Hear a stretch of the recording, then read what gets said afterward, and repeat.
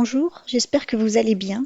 Aujourd'hui, j'avais envie de vous parler de télétravail, ce moment un peu à part dans la semaine où la maison devient à la fois un lieu de vie et un lieu de travail. Je vais vous partager ma façon de l'aborder, comment j'organise mon espace, mes pauses et mes petites habitudes pour rester concentrée tout en gardant une certaine douceur dans mes journées. Quand on travaille à la maison, la tentation est grande de rester dans le canapé ou dans le lit. On se dit que c'est confortable, mais très vite la concentration disparaît et le cerveau ne fait plus la différence entre repos et travail. Si vous faites ça plusieurs jours de suite, vous aurez également des douleurs au dos. Et puis on commence à associer ces espaces de détente à des moments de stress ou de productivité. On scrolle sur l'ordinateur posé sur les genoux, on répond à un mail entre deux épisodes, et sans s'en rendre compte, le travail déborde un peu partout. C'est pour ça que j'ai voulu repenser mon espace de travail. Un endroit qui m'aide à passer en mode focus, même si je ne fais du télétravail que 2 jours par semaine et qui reste confortable. Je n'ai pas besoin d'un grand bureau ou d'un décor parfait, juste d'un espace où mon esprit se met naturellement dans une autre énergie, un espace clair, rangé, où chaque chose a sa place et où je peux respirer tout en restant concentré. Ce qui est idéal, c'est que le bureau soit dans une pièce dédiée. Cela permet au cerveau d'associer cette pièce à la concentration et au travail, alors que les autres pièces de vie sont liées à la détente. Mais si ce n'est pas possible, il y a toujours des solutions simples. Changer l'orientation du bureau, ranger le matériel à la fin de la journée, ou même ajouter une lumière, une plante ou un objet qui symbolise le travail. Ce sont des petits repères visuels qui créent une frontière douce entre les moments pro et perso.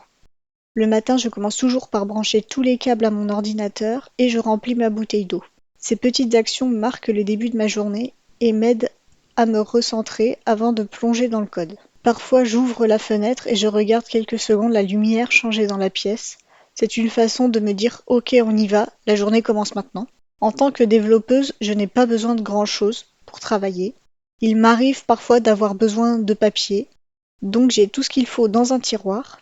Sinon, j'ai juste besoin d'un ordinateur, d'un écran, d'un clavier et d'une souris.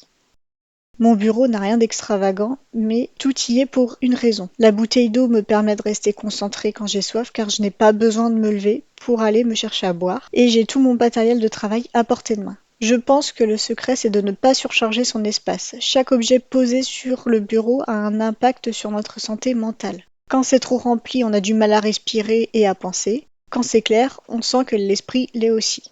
En présentiel, je fais moins de pauses qu'en télétravail, mais elles sont plus longues. En télétravail, je prends plus de petites pauses, que ce soit pour me faire une tisane ou un matcha, ou aller faire des câlins au chat.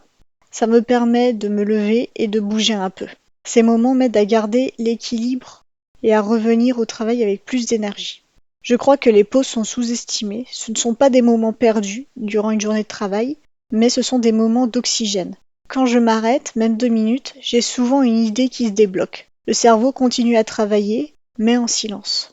La pause repas est beaucoup plus courte en télétravail. Il n'y a pas de collègues avec qui discuter, donc après mon repas, je retourne directement travailler, ou alors je fais 1 ou 2 tâches ménagères, mais de façon générale, cette pause dure 30 minutes, alors qu'en présentiel, elle peut durer plus facilement 1 heure et demie.